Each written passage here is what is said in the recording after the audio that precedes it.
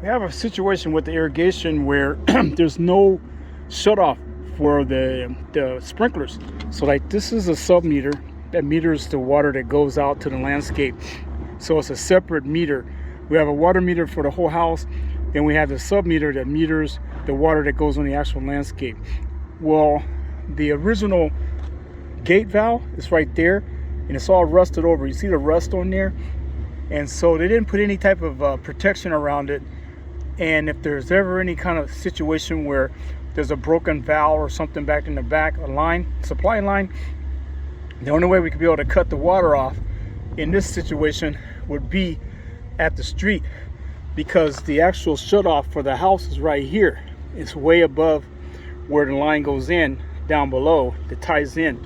So we have a challenge here, because here's the T coming off, and so that's supplying the water that goes out to the back, that supplies the valves.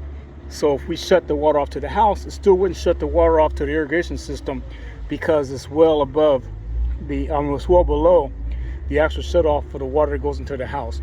Sometimes you can shut the water off to the house, and that way we can work on the irrigation system if we need to change the valves or do something for the irrigation. But in this situation, we had to come in and put in a ball valve here in order to be able to shut the water off so that we can be able to do some more work in the back, because there is no independent ball valve for the irrigation system, which is a total no-no. And the ball valve, like I mentioned, the ball valve for the system is down there in the dirt. And as you can see, the amount of rust on top of there, it is too much rust, and you can't even turn it. So that has to be replaced. And that valve is over top of like a 1.5 inch pipe. So it's not easy to work in this little confined area.